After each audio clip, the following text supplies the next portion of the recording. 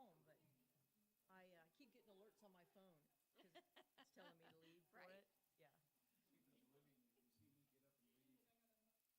The weather. Okay. You need to, like, when you do, you need to, give one of these though. So Unlikely, but yeah, that's another thing. this conversation would have never happened if we wouldn't have had a tornado in our town.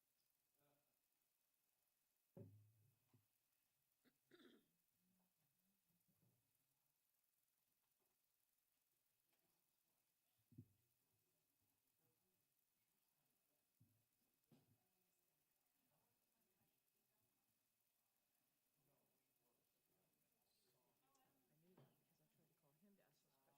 voicemail said, I'm out, and I went, that's right, and I hung up really quick.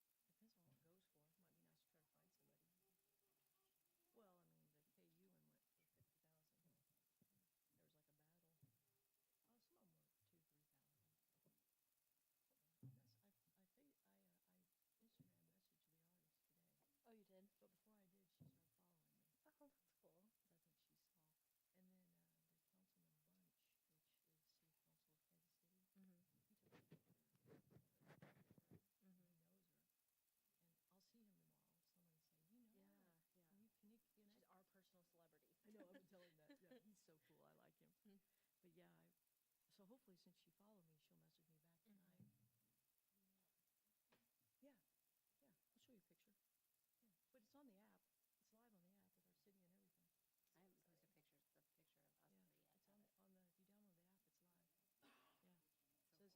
Missouri. You made the post yet, or are you announcing it tonight? Yeah, I did. Yeah, Local business, you should do like some sort of like thing for Parade of Heart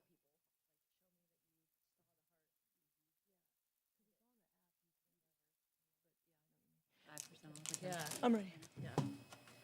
That's a good idea. Good evening. Do we have a member of the, member of the Ministerial Alliance with us tonight? Hello. Would you please come forward and pray? Go ahead and pray with me. Lord, thank you for this day. Thank you for bringing us all here together. Thank you for another day of life. Lord, thank you for all the people in this room and their dedication to Oak Grove. Lord, we ask you for your wisdom and your guidance. Lord, thank you again for bringing us all here. I pray this in Jesus' name. Amen. Amen. Please join me for the pledge. Oh, here. Oh, wow. Did you guys do that on purpose? I pledge Pledge allegiance to the flag of the United States of America and to the republic for which it stands, one nation, under God, indivisible, with liberty and justice for all. No warning or anything. And everybody looked the wrong stairs. Oh, they were upstairs, that's right, yeah, thank you. You can do that, keep us guessing. I call the April 15th, 2024 Board of Aldermen meeting to order. City Clerk, would you please call the roll? Jeremy Taylor, Rachel Kilmer, Here. Jim Shrout, Pam Pope, Here. Kelly Netto, Here. Tracy Newcomer, Here. and Mayor Dana Webb. Here, thank you. The next item on the agenda is new business deletions or continuances. We do not have any of those this evening, so we will move on to public comments. Kim, do we have any? There are none. Thank you. The next item on the agenda is a consent agenda. These items are considered on the consent agenda so that members of the Board of Aldermen, by unanimous consent, can designate routine items to be approved by one motion. Tonight, we have approval of the April 1st, 2024 Board of Aldermen meeting minutes, expenditures through April 11th, 2024, and the March 2024 financial statement. I make a motion that we approve the consent agenda. Second. We have a motion and a second to approve the consent agenda. Any discussion? If not, all in favor say aye. Aye. Opposed? Motion passes. The next item on the agenda is unfinished business. We do not have any of that this evening, so we'll move on to new business. The first item is discussion, consideration, and possible action for the mayoral appointment of Cassie Mayer to the Board of Appeals. As the board knows, we have to fill seats for the Board of Appeals. This one is filling a seat of someone that has moved and can no longer fulfill this duty. Cassie serves on the HBA, Home Builders Association, and was willing to step up and serve on this. This is one of those boards that you do not have to live in the city limits for. So I'm asking for approval for Cassie Mayer. I make a motion that we approve appointing Cassie Mayer to the Board of Appeals. Second. I have a motion and a second to approve Cassie Mayer to the Board of Appeals. Any discussion? If not, all in favor say aye. Aye. Opposed? Motion passes. Next item on the agenda is discussion, consideration, and possible action regarding the mayoral reappointment for Joe Crockett for the Board of Appeals. Joe has been serving on the Board of Appeals, and his term is up, and he is willing to be on the board again, so I'm asking for approval. I'll make a motion that we approve Joe Crockett to reappointment to the Board of Appeals. I'll second. We have a motion and a second to reappoint Joe Crockett to the Board of Appeals. Any discussion? If not, all in favor say aye. Aye. Opposed? Motion passes.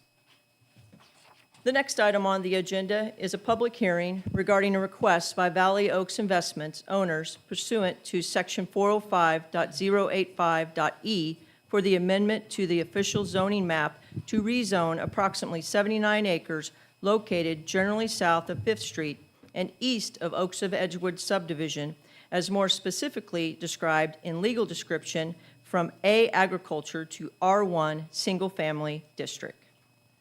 Matt, do you have our report, please? Yes, thank you, Mayor. So the agenda tonight includes a public hearing followed by discussion, consideration, and possible action by the Board of Aldermen regarding a rezoning request. The public hearing is a formal proceeding held in order for the Board of Aldermen to receive testimony for or against the proposed rezoning from any and all interested parties. The principal purpose of zoning is to ensure that various land uses within the city are properly situated, related to one another. This is accomplished through zoning laws or districts which regulate the density, type, and use of development to ensure compatible uses or district types are appropriately located. The most common types of districts are residential, commercial, and industrial. Those types are then further divided into subclasses, with each district having its specific purpose with defined allowable uses, specific development standards, which include lot size, lot width, setbacks, building coverage, and building heights. Zoning ordinance and classifications do not regulate the design of streets or the installation of utilities or the dedication of public right-of-way. Those matters are regulated to the city's subdivision regulations. So once a property is determined to be appropriately zoned, then it can be subdivided, and it'd have to follow those particular processes, which would include platting and permitting. Oak Grove's residential zoning includes R1, R2, and R3. R1 is the least dense residential use and is limited to single-family homes. R2 allows for duplexes, while R3 is more densely populated, which would include apartments and multiplexes. So again, the purpose of the zoning classifications and subclassifications is to ensure that compatible uses are located next to each other while preventing non-compatible or adverse uses from being co-located. The city's zoning is set by ordinance, and in our city, when a property is annexed into the city, it retains the zoning designation it had before it was annexed. So in most situations, newly annexed property is agricultural use, as that's what it is typically in an unincorporated county. By city code, agricultural is intended to provide a location for land situated on the fringe of developed areas of the city and used for agricultural purposes, but that may become developed in the future when urbanization is warranted and the appropriate change in district classification is made. Property owners may request zoning classification changes or rezonings. In this instance, the property owner has applied to rezone approximately 79 acres of property located generally south of 5th Street, east of the Oaks of Edgewood subdivision, and west of the Station subdivision, from A, agricultural, to R1, single-family district. This property was voluntarily annexed into the city in March of 2022, and at that time it retained its agricultural zoning. The property is currently vacant. They do some minor haying, but no major agricultural activities at this time. The applicant intends to build single-family detached residential houses per R1 requirements. Per our code, a draft development plan should be included through a rezoning request. That's in your packet tonight. The proposed development includes 236 individual lots and 2 separate tracts for required stormwater detention runoff created by the development, which is to be detained on site and released in a manner which is equal to or better than pre-developed standards. Another tract also includes space for a clubhouse, pool, sports courts, and walking trail. The property abuts R1 development to the east and west. As I mentioned, those are the Oaks of Edgewood and Station subdivisions. To the south, the property abuts the entirety of the railroad right-of-way. And to the north, there is 2 ag parcels north of 5th Street and 1 R2 parcel. The northwest corner of that property, which you may be familiar with, includes an old farmhouse. That portion is in unincorporated county. It was not annexed, and it contains a single-family home. The minimum square footage per house within this development would be at least 1,400 square feet, which is required by code due to the abutting subdivisions. The development will tie into the pre-existing planned stub-out streets, and that would be Southwest 6th Street, which ties into the stations, Southwest 8th Street and Southwest 10th Street, which tie into Oaks of Edgewood subdivision. An additional stub-out will also be in the southwest or southeast section of the development, and that would extend 8th Street if and when development occurs to the south and east of this development. The developer will be required by our code to improve the south half of Robinson Road for the length of the development. That would include widening of the road and the addition of sidewalks. The applicant completed a traffic study looking at the development and traffic patterns in the nearby road network.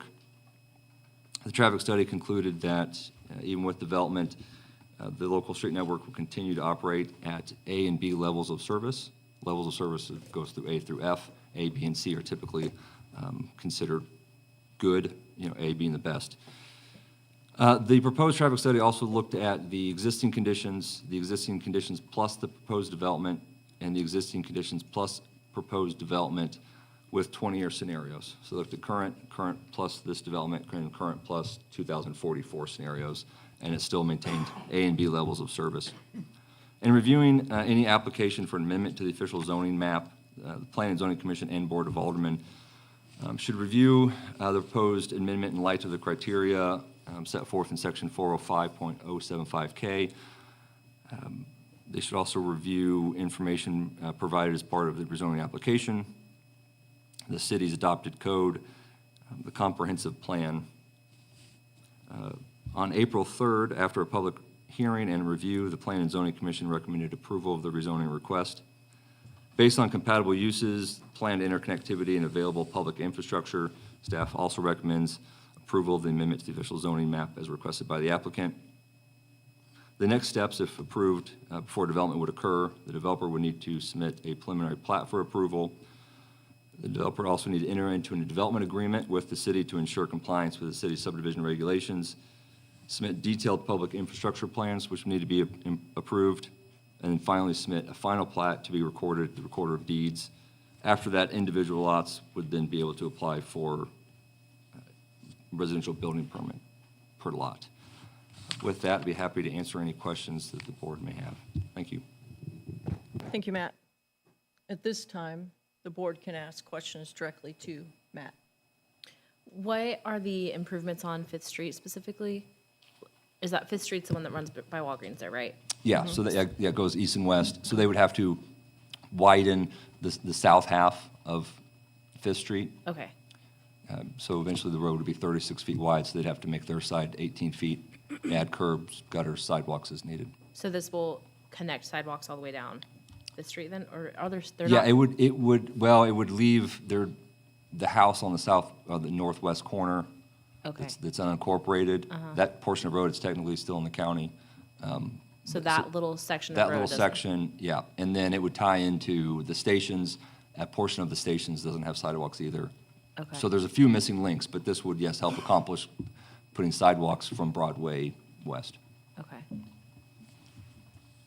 What's the timeline look like for like the first two phases to be completed? Do we know? Yeah, the applicant, I believe the applicant and the representatives are here. They could probably speak more towards their exact phasing. I can say by code, once this is rezoned, it would retain that rezoning unless the property owner rezoned it again in the future, or if the city chose to initiate a rezoning process.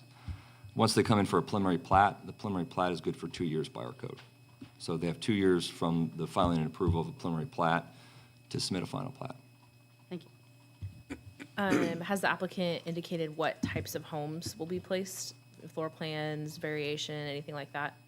No, that, so by code, if it meets R1 regulations, they would be allowed to build as they would like per those requirements. But our subdivision regulations would require the floor plans, the livable square footage to be at least 1,400 square feet. But that's really the only requirement, as long as they meet R1. Correct. Okay.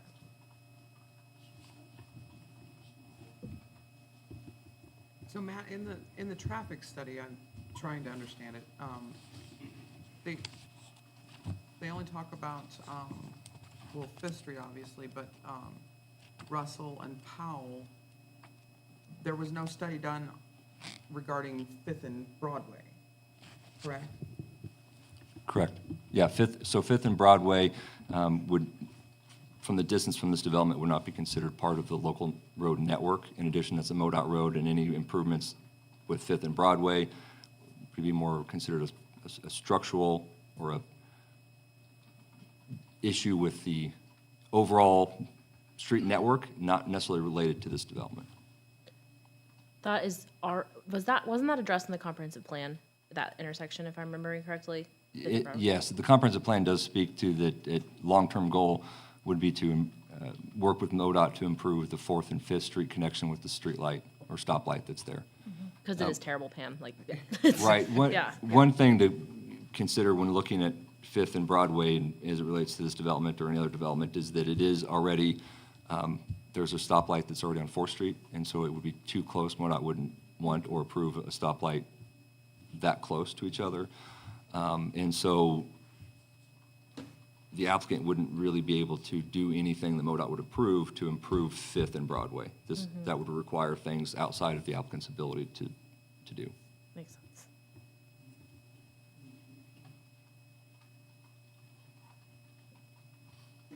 Any other questions for Matt at this time? Has this developer developed in Oak Grove previously or recently?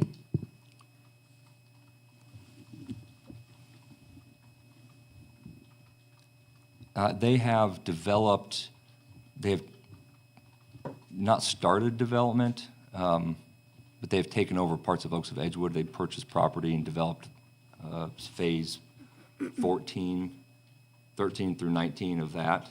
And they've also, most recently, it was, 26 homes, Edwardville is phase 2.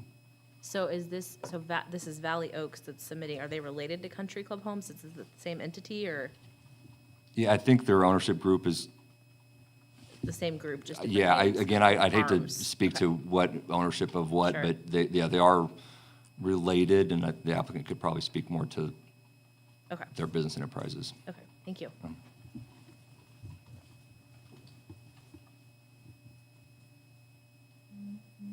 Good? I'm okay All right. for now. Yeah. Members of the public who wish to offer testimony regarding the public hearing of the Valley Oaks investment pursuant Section 405.85.e can step forward at this time. Please state your name and address for the record. I now open the public hearing.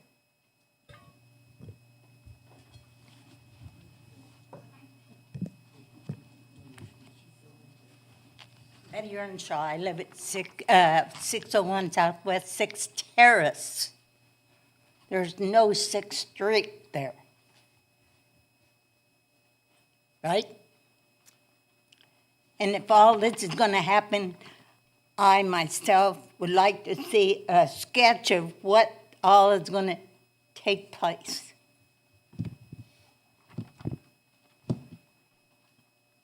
Of the streets and how that's going to work.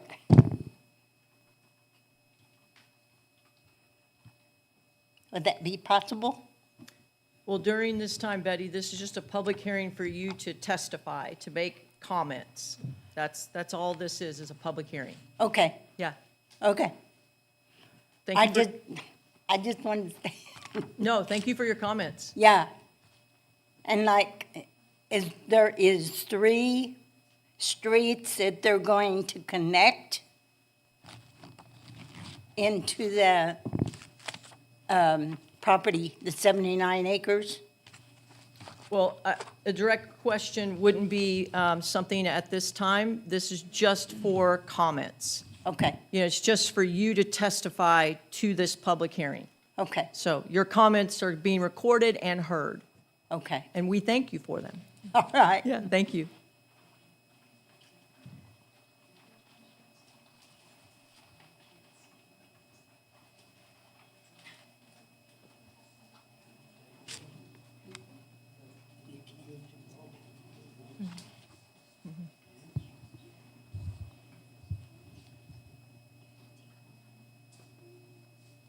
Tim Scott, 703 Southwest Eagle Drive. I'm trying to understand the direction you're going to give me here. You're open to suggestions, you're open to comments. What? So a public hearing is a time when you can step forward and you can state your comments that are related to the agenda item. Okay, It's not a time where we answer questions. perfect. Yep. So I'm not expecting any feedback. How's Yeah, that? You're making your comments and you're making a testimony. So it was indicated by the city manager that there was 2 points of stormwater detention. Where is that on the plat that has been provided? I only see one. So, same thing. It's comments. Thank you for your Oh. comments. Okay, Yeah. so and also it was indicated that there's a pool. I see no indication of a pool on the plat documents that have been provided.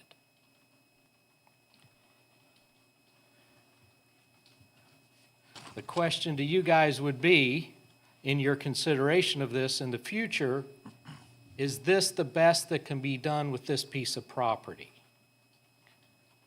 It meets the minimum criteria, no doubt. But is meeting the minimum criteria what you and your constituents want out of this piece of property? If suggestions are accepted, a few would be fewer houses and more green space to be congruent with the adjacent neighborhoods. More variance in the size of the lots to accommodate a good mix of home types as opposed meeting the minimum criteria.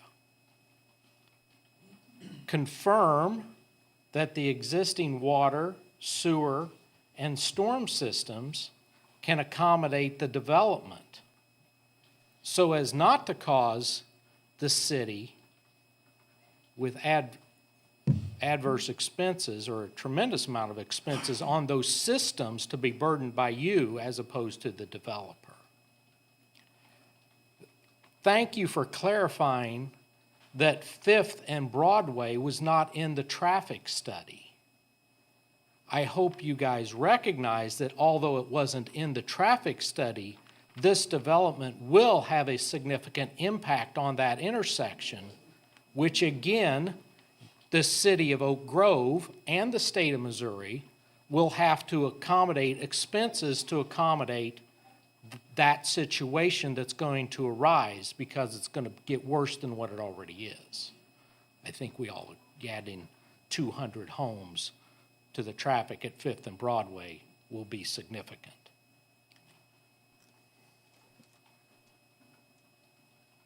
The last thing would be, you brought up a good point.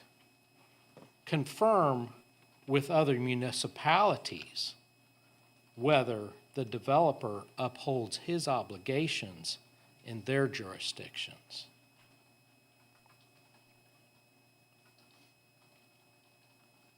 Again, consider whether this is the best that can be done for the city of Oak Grove with this piece of property. Thank you. Thank you. Thank you for your comments. Thank you.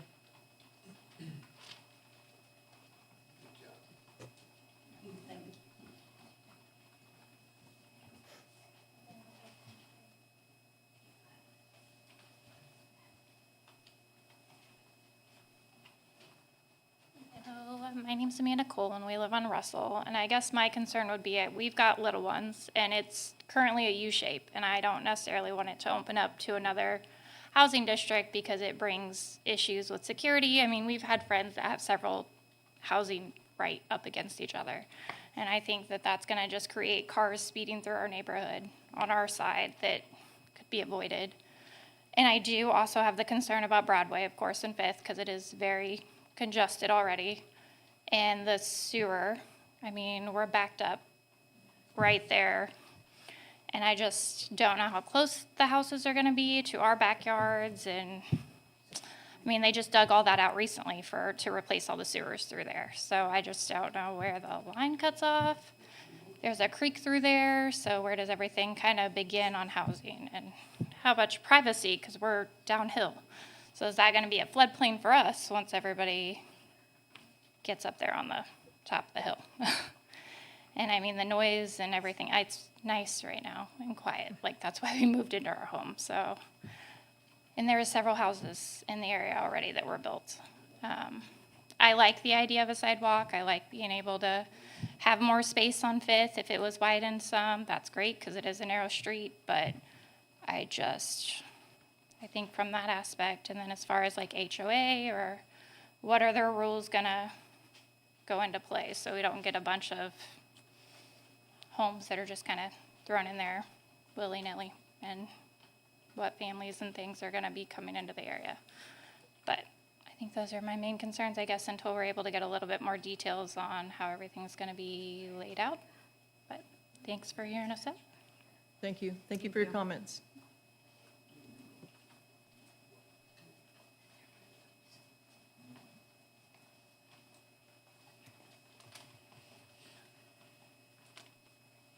I'm Kim Ward. I live at 700 Southwest Fifth Street. I'd just like to comment that this changes the character of the neighborhood. There's not a natural density distribution. It just goes from properties with acreage to as many properties as can be fit in the 80 acres as possible.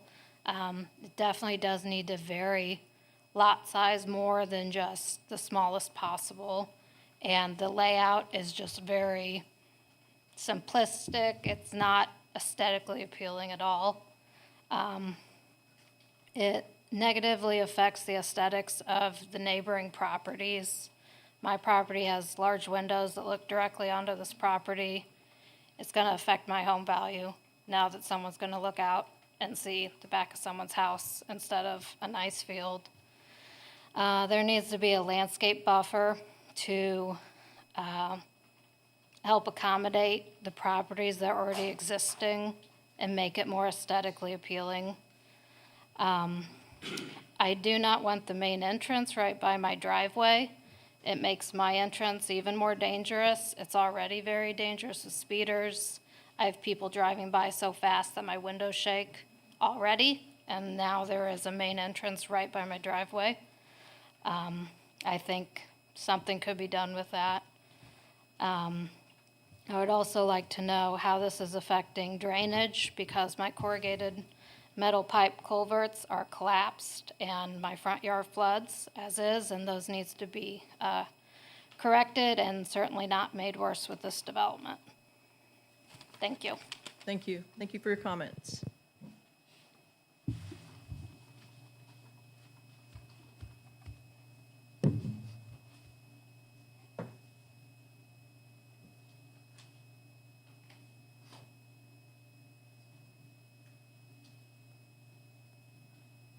If there are no more public comments, I will now close the public hearing.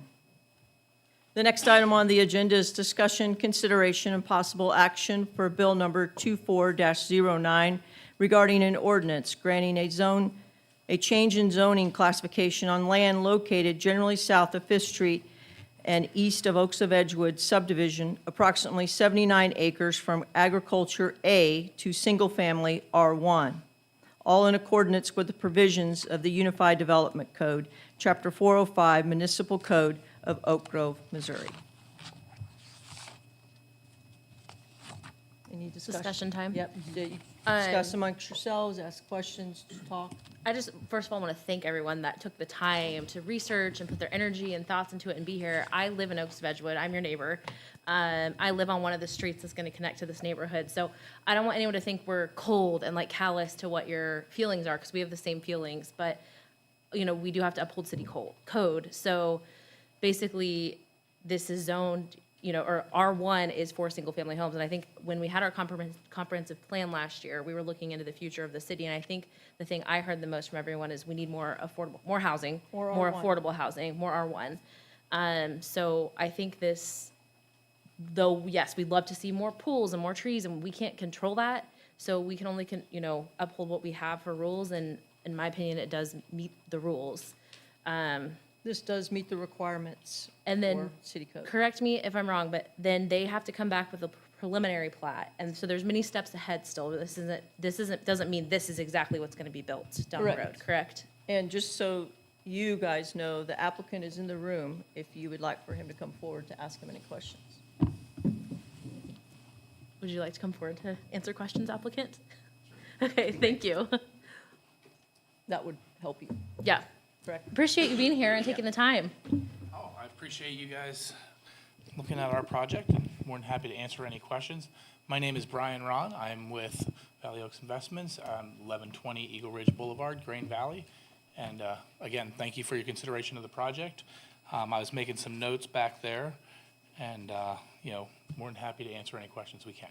What is your vision for this neighborhood? Do you have floor plans in mind? Have you gotten that far mentally? We actually have. So a question was mentioned earlier before the public hearing, also about the timeline. So, we are looking to move this project forward.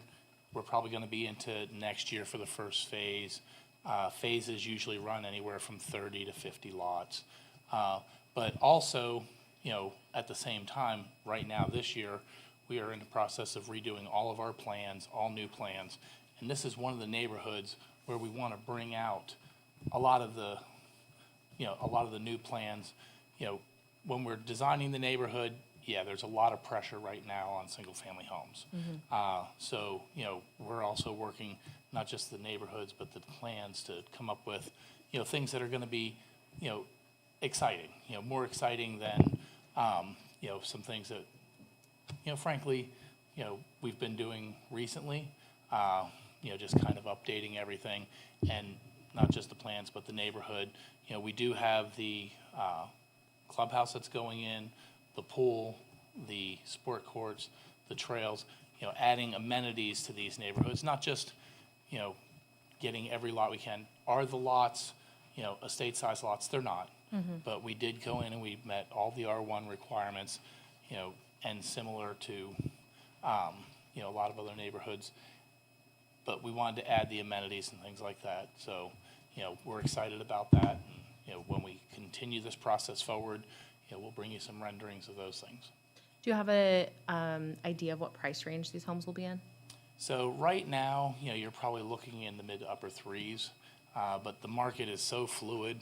Right now, it's, just about any homes are, mid threes and up. But I really can't tell what, Sure. used to be we could, a few percent. Now we just, right now, mid to upper threes. And are you expecting to be mostly closer to the 1,400 square foot range, or is it going to be a wide range of square footage? The new plans that we're working on, typically total finished square footage is, in the 2,000 range for most of the plans that we're working on. And that's consistent, with a lot of other designs we've done. We're just, bringing a lot more newer styles and that type of thing.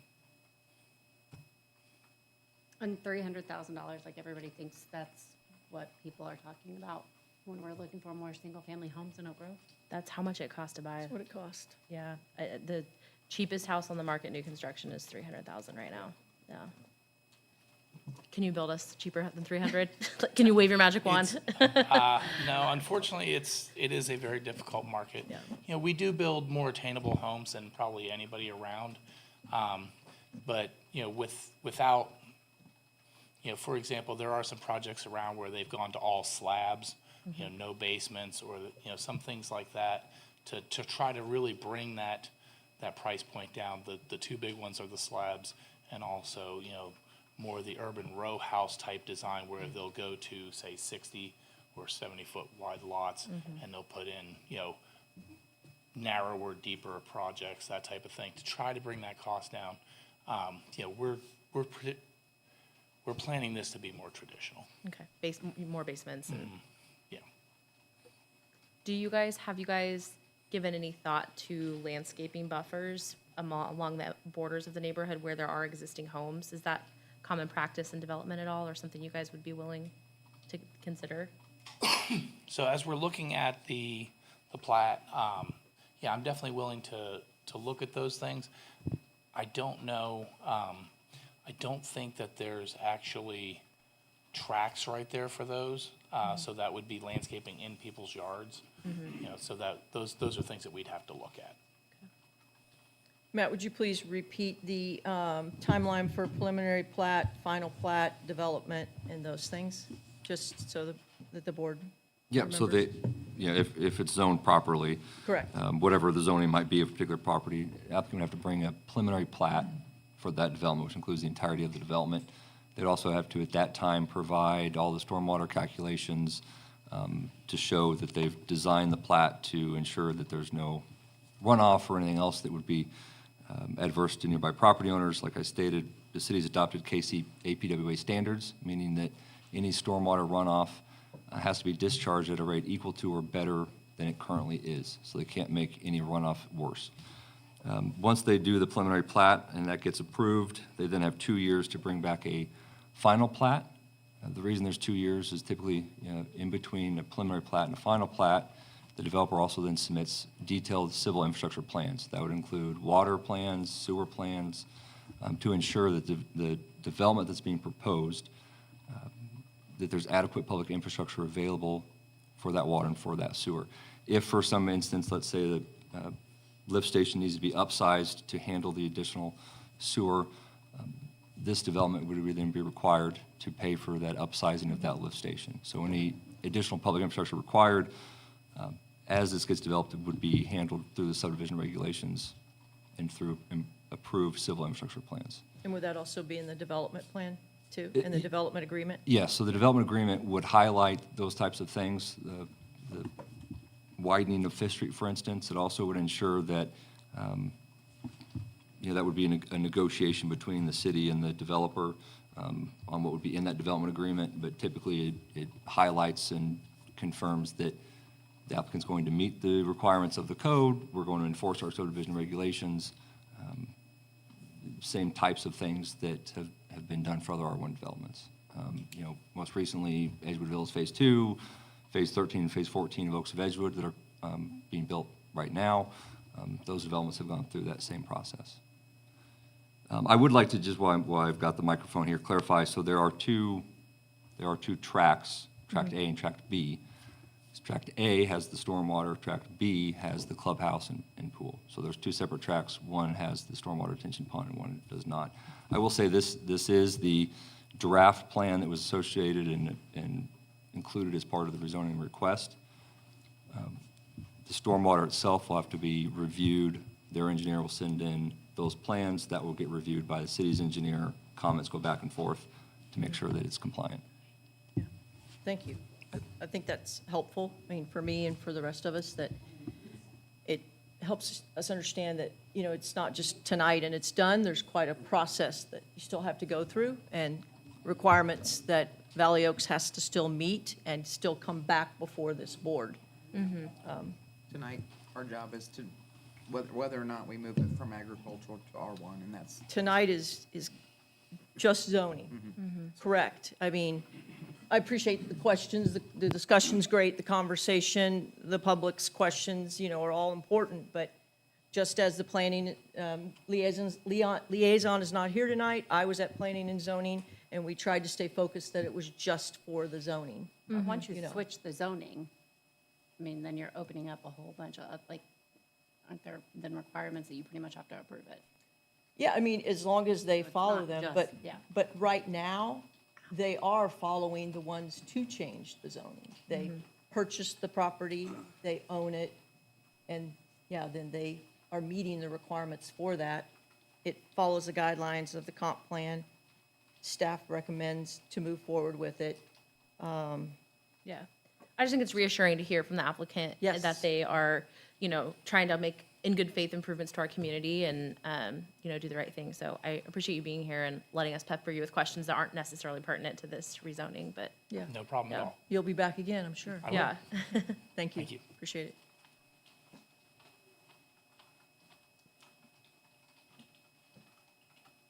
Any more discussion? Any other questions for Matt?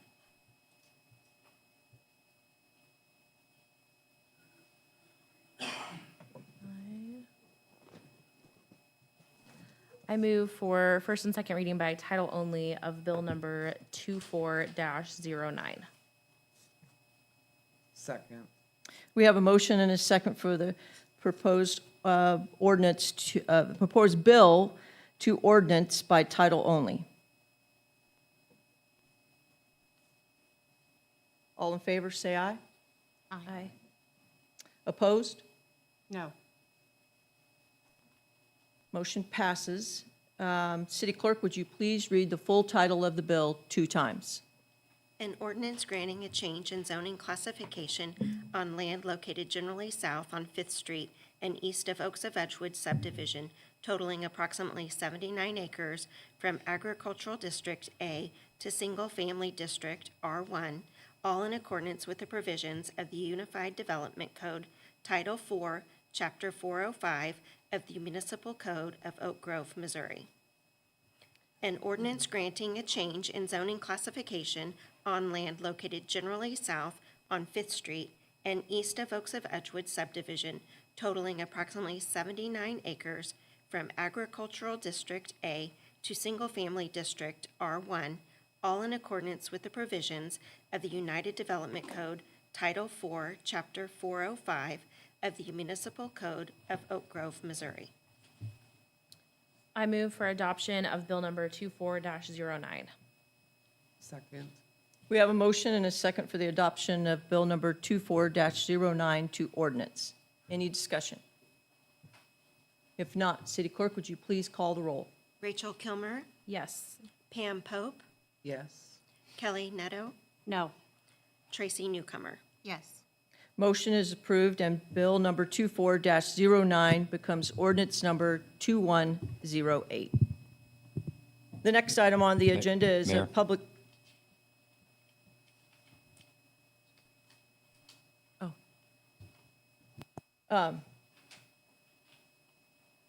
City Clerk, would you please call the roll again? Rachel Kilmer, Yes. Pam Pope, Yes. Kelly Neto, No. Tracy Newcomer. Yes. You have to say me. No? No, it's not a tie. Yeah, an ordinance requires four Yeah. positive votes. Did not pass.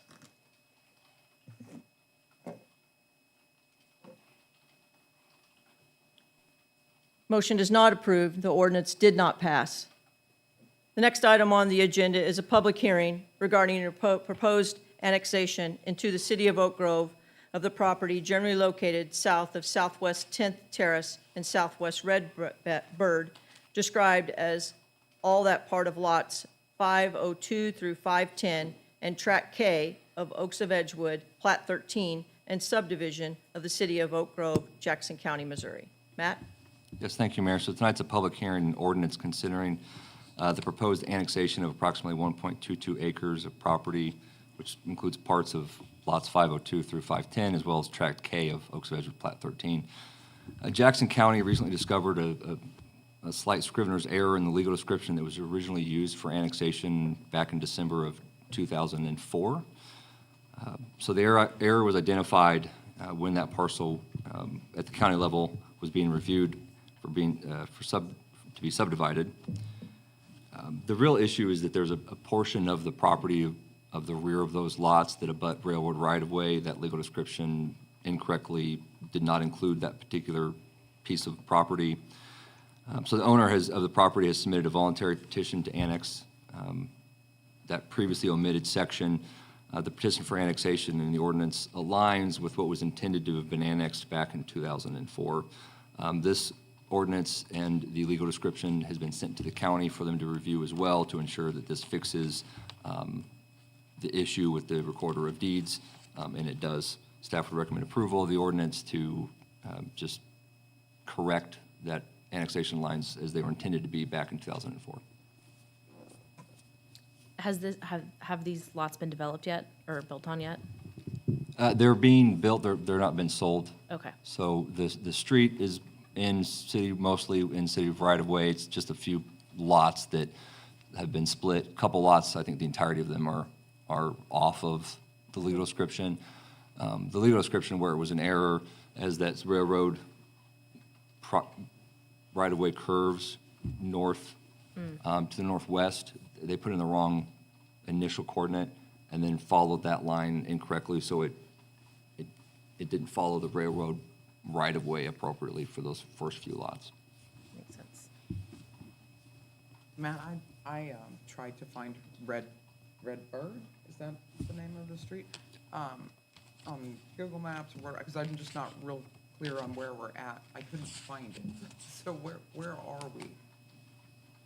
Yeah, so this is if you are the clubhouse in Oaks of Edgewood on 10th Terrace, if you follow that west, it's Okay. it's that road that goes west, and then there's a little stub out called Red Bird. It only has a lot or two.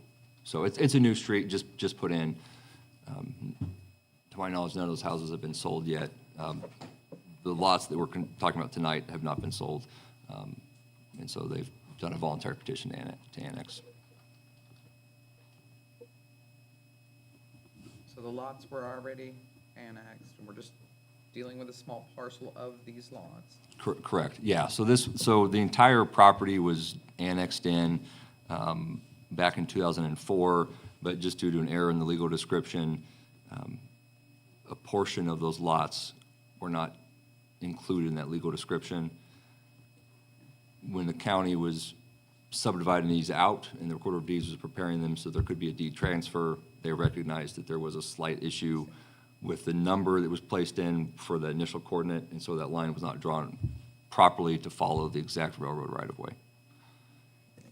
But this would align it back to what it was supposed to be in 2004, and it's about, 1.22 acres that really should be annexed into the property or into the city. Otherwise, you'd have a couple of parcels that would be in the county.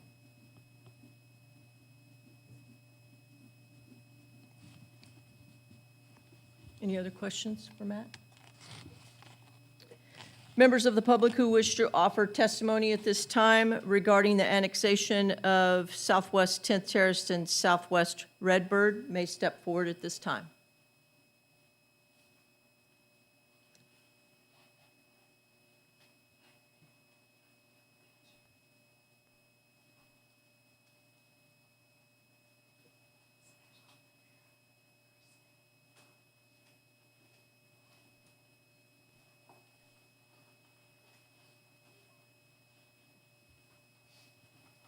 If there are no public comments, I now close the public hearing. The next item on the agenda is discussion, consideration, and possible action for Bill Number 24-10 regarding an ordinance approving for annexation of all parts of Lot 502 through 510 and Tract K of Oaks of Edgewood, Plat 13, a subdivision in the city of Oak Grove, Jackson County, Missouri, all pursuant to Section 71.012 of the revised statutes of Missouri as amended.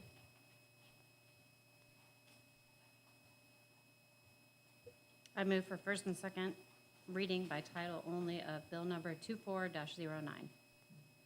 I'll second. I'm sorry, 10. 2410. I apologize. It's okay. Second. We have a motion and a second for the first and second reading of the proposed ordinance by title only. Any discussion? If not, all in favor say aye. Aye. Opposed? Motion passes. City Clerk, would you please read the full title of the bill 2 times? An ordinance providing for the annexation, all that part of lots 502 through 510 and Tract K of Oaks of Edgewood, Plat 13, a subdivision in the city of Oak Grove, Jackson County, Missouri, all pursuant to Section 71.012 of the revised statutes of Missouri as amended. An ordinance providing for the annexation, all that part of lots 502 through 510 and Tract K of Oaks of Edgewood, Plat 13, a subdivision in the city of Oak Grove, Jackson County, Missouri, all pursuant to Section 71.012 of the revised statutes of Missouri as amended. I move for adoption of Bill Number 24-10. Second. We have a motion and a second for the adoption of Bill Number 24-10 to ordinance. Any discussion? If not, City Clerk, would you please call the roll? Rachel Kilmer, Yes. Pam Pope, Yes. Kelly Netto, Yes. Tracy Newcomer. Yes. Motion is approved, and Bill Number 24-10 becomes ordinance number 2109. 2108. Because the previous did not. Oh, so you that'll roll move. over even It though? will roll up. Oh, excuse me. Becomes ordinance number 2108. Thank you. It's the first time it's happened. Yeah. Yeah, it's a first for everything, huh? The next item on the agenda is discussion, consideration, and possible action for Bill Number 24-11 regarding ordinance amending Article 2, Chapter 700, Section 700-110, temporary hydrant meter charges and regulations for the municipal code of the city of Oak Grove, Missouri. Corey? Thank you, Mayor. Currently, the city has a couple of meters that we will occasionally rent out to generally developers, sometimes residents, for when they want to hook onto maybe a fire hydrant and fill a swimming pool or wet down the dirt on new development, various reasons like that. So the current ordinance, it's been a while since it's been updated. Changes will update the current rate charges and regulations for the hydrant meter rentals. The last update was in 2001, I believe. A couple of the notable changes, a few of the notable changes.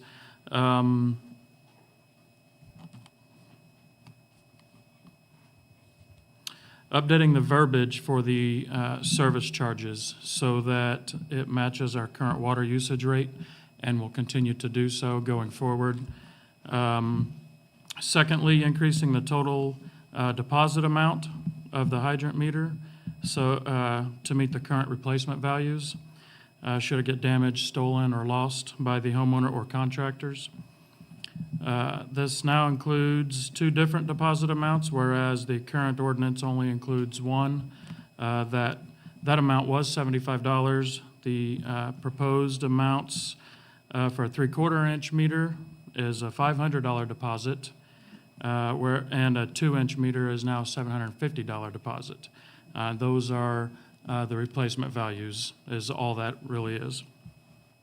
And lastly, we added section number 5 to the ordinance that simply states that the hydrant meter will be inspected upon return by city staff. Any notable damages that are found will be charged to the contractor at a $35 an hour, at $35 per hour, yes, with a minimum of 1 hour charge. And those fees will be deducted from the contractor or the homeowner's deposit amount. Thank you, Corey. And so, yeah, if you have any questions, I'll be happy to answer them. Thank you, Corey. Any questions for Corey? Corey, about how many do we own of these? Currently, we have 2 large 2-inch meters and 1 3/4-inch meter is all we have in stock currently, yes. Is this a frequent occurrence? Like, The 3/4, not so much. The large 2-inch meters, yes. Again, generally developers like to have them on site to keep the development as the best they can dust-free while, they use their water trucks to kind of wet down the area as they're moving dirt and stuff to keep the dust down. So that's where we see it be used the most. Makes sense.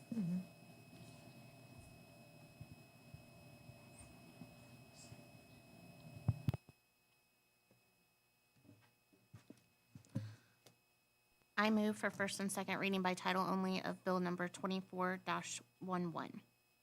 Second? We have a motion and a second for the first and second reading of the proposed ordinance by title only. Any discussion? If not, all in favor say aye. Aye. Opposed? Motion passes. City Clerk, would you please read the full title of the bill 2 times?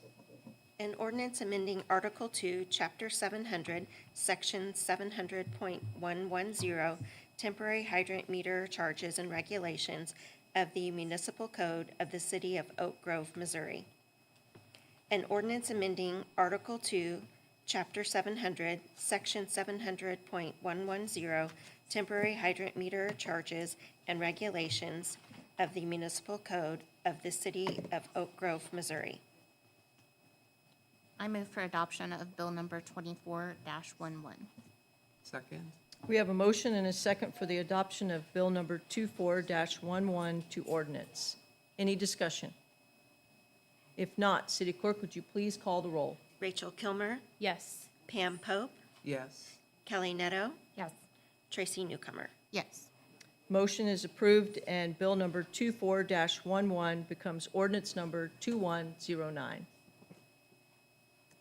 The next item on the agenda is discussion, consideration, and possible action regarding a resolution authorizing the application for the 2024 Emergency Management Performance Grant with the State Emergency Management Agency. Mark? Thank you, Mayor. This is a resolution for the application for a one-year grant for the Emergency Management Performance Grant Program, which is a program that is a reimbursement to the city. The city spends the money and gets 50% back. This year, it's down entirely to personnel charges, personnel reimbursement, due to the program being not as funded as it has been in past years. We did get more expenses, some office supplies and telephone at one time, but no longer. This grant is right now something between $16,000 and $17,000 per year. So this would reimburse costs that we're currently already incurring? Correct. Okay. It actually, the fiscal year for it starts July 1st of 2024. Fiscal year runs a different schedule than most all other fiscal years. Matt, what are the costs right now for emergency management? The department, and it's about $60,000 for the year. We pay a portion of that. The EMPG grant proposal tonight pays for a portion of that, and Sny Valley pays for a portion as well. All three of those pools combine to provide for emergency management services. Thank you.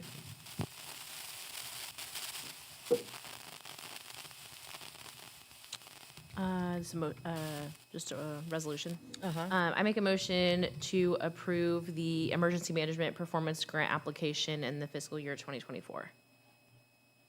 Second. We have a motion and a second for approval of the application for the 2024 Emergency Management Performance Grant. Any discussion? If not, all in favor say aye. Aye. Opposed?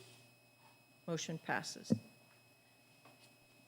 The next item on the agenda is discussion, consideration, and possible action regarding purchasing playground equipment from Miracle Recreation Equipment Company to replace the playground equipment at Webb Park. Scott? Yeah, so the park board spent several months looking into playground equipment to replace the playground that's by those sand volleyball courts in Webb Park. It is our current oldest playground unit. One of the factors was like, does it have a good play factor or a wow factor? Does it provide any sensory play, which is something different from a normal play? Like does it motivate another sense? In this case, it has the audible musical instruments. Is it ADA accessible, which it is? The color scheme, they wanted to do something color that's a little bit different from the orange and black, and they went with the blue. And does it meet or exceed what we currently have? I think in many ways that's a tough one because everybody has their own opinions of the playgrounds, but the park board felt this was the best fit. They didn't want something similar to the other playgrounds that we have in the other areas of the park.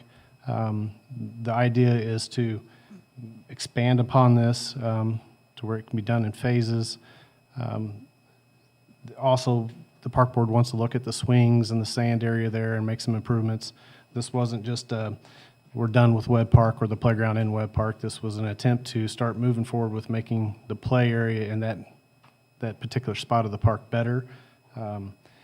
The cost of playground equipment is like new homes now. I guess it's just really climbing very fast.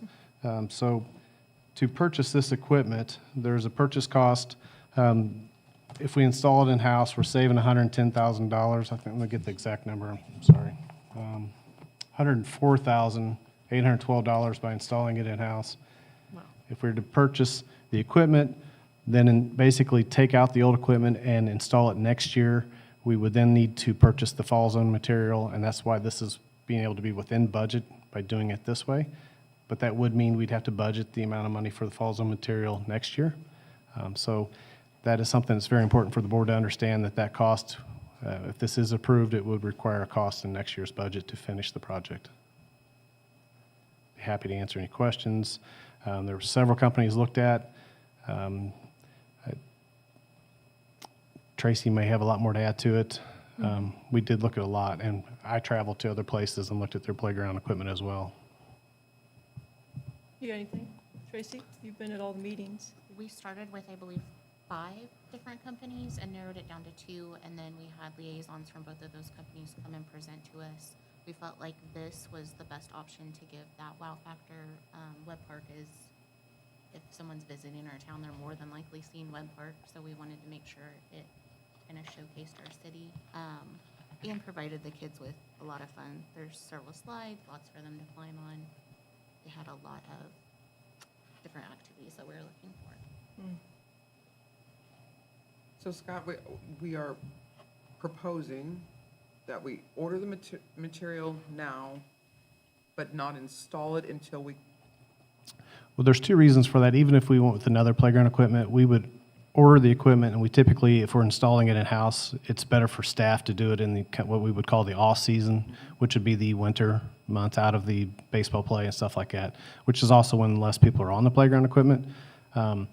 The only difficulty with that is when you do the fall zone material, it has to be at a certain temperature.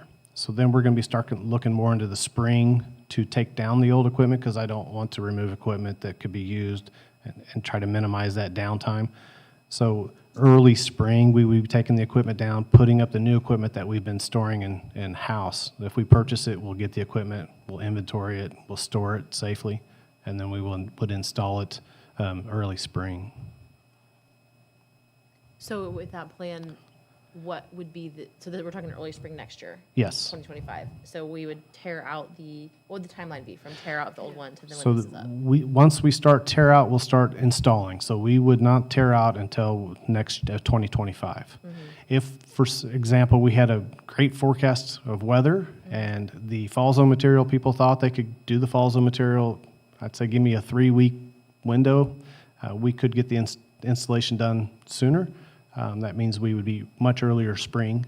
So we would start the demolition once we're going to start the installation with a timeline that meets the fall zone material installer. And the equipment goes in before the fall zone? Yes, correct? Okay. always, yep. I feel like the toddler one at Lower Frick took forever for the fall zone material because of the time of year it was fall, right? So They had a large list of clients that we had to, so we, couple things, there was a couple parts that we had to wait on that were incorrect, that the supplier got to us rather quickly. And then we had to wait on the fall zone installer to get there. Spring's usually a better time to do this. There's less cities doing it so early. So that should hopefully minimize how long that's down. okay. And then, because the park will have to, that area will have to be closed when you're taking that down. And so the idea would be to get it done before this, right now, the parks it's spring and we're having all those tournaments so ideally you try to get that done before it picks up with the Yes, tournaments? yes, Okay. yep. Because I just can't imagine shutting that all down when, every weekend it's packed over Right. there. Our goal was to be in March, to hopefully getting that window Okay. completion by. My other question would be, you probably already know this, but does the warranty still apply if we install it? Yes, it does. Okay, good. Yeah. We have to install it to their specifications, which we do. Yeah. So. Oh, that's great. That's a huge savings. I will say I'm really proud of the park department of the time they put in on this, and they researched it. They were sent all kinds of information, and then they sat through the presentations, and so they have been very diligent about this and wanting to make a really good improvement in that park. And just like Tracy said, stating that it's busy, and we all know it is if you drive through there this time of year, or actually all the time. Yeah. Well done, park board. Very cool. And this one does have ADA accessibility to it? Yes, it does, including that little cyclone pyramid looking, it spins and a wheelchair can go up to it and there's a hole that they can get on the bottom. Super cool. So, That's very cool. yeah. Yeah, if they were looking for a wow, I don't know any other word that people would use when this thing goes up than wow. I mean, it is, just looking at it, I say wow and wow. So it's designed for ages 5 to 12. 5 to 12, and that's what matches what's there currently. Okay. And there is talk about we could add it's younger age next to it like we did at Frick Park. So we could continue to make some improvements in that area.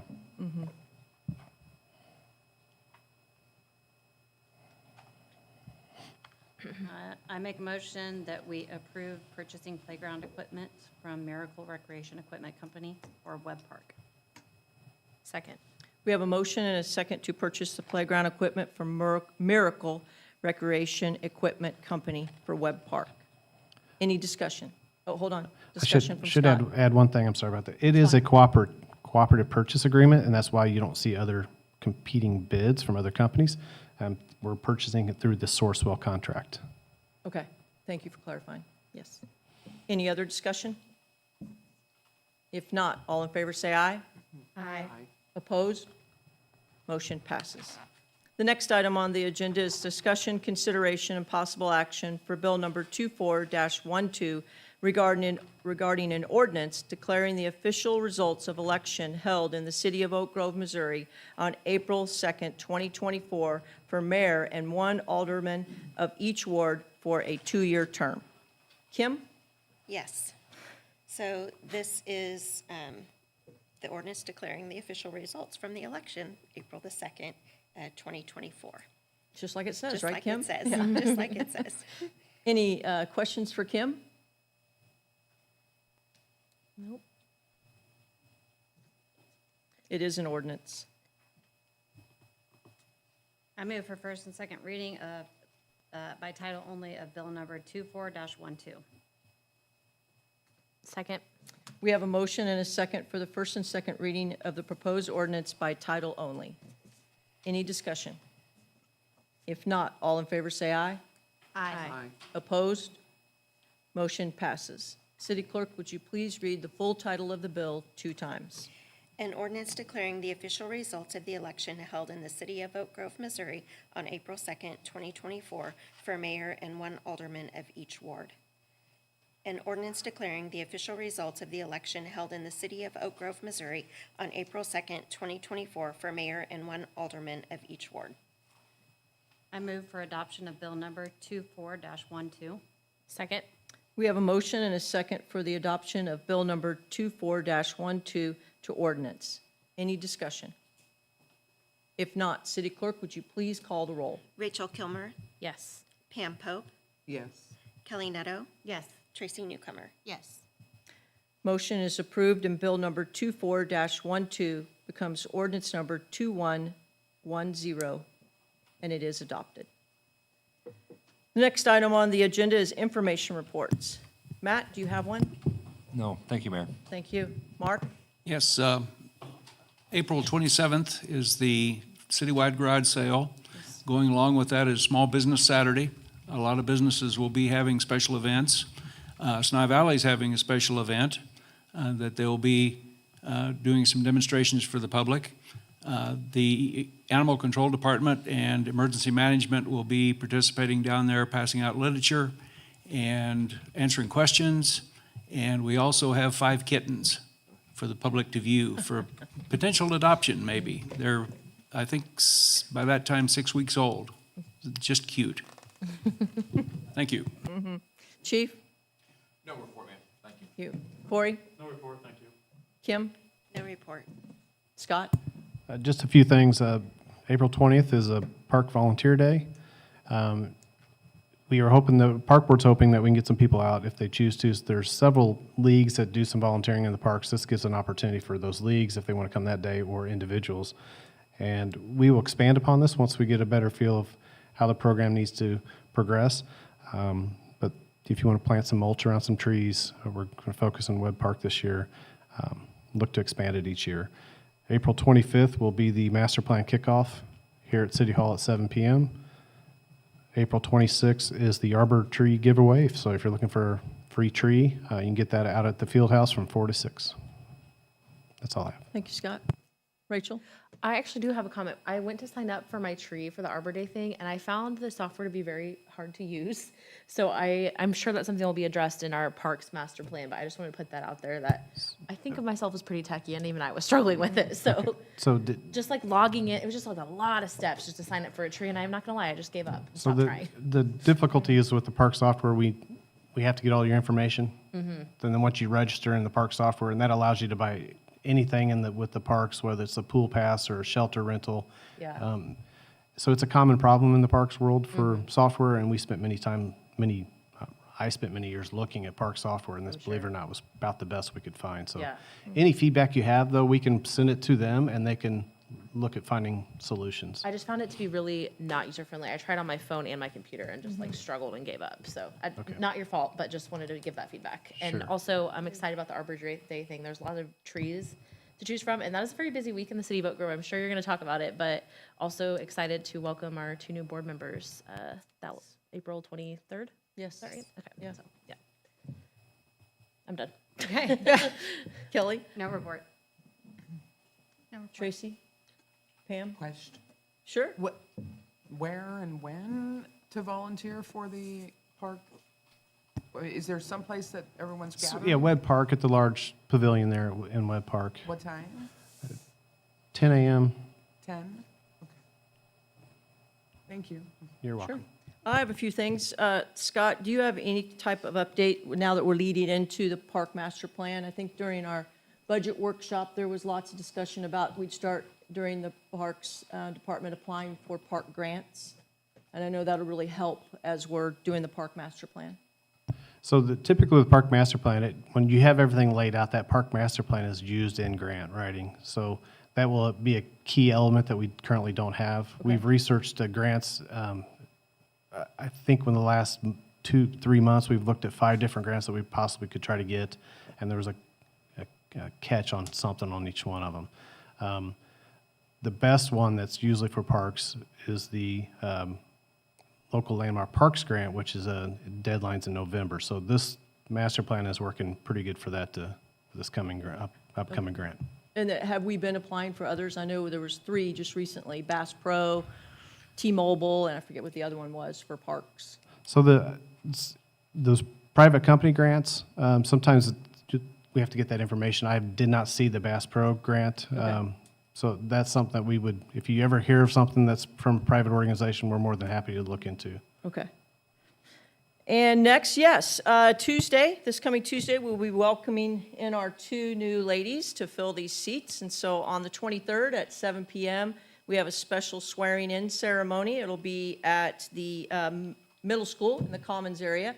That night will not be a formal meeting like this. It will be a time that we are going to celebrate and swear those ladies in, and then we'll make a historical moment in our town of Oak Grove to have the first ever all-female mayor and alderwomen board, and it'll also be the first time in Jackson County, and then they're saying it's the second time in Missouri, but state capitol says we're the first, so we need to put that in the state capitol archives. So I'm not sure what'll happen that night. We have a lot of special guests that are going to come and some surprises, and we're all pretty excited about it, I believe, and then these seats will be filled at our next meeting.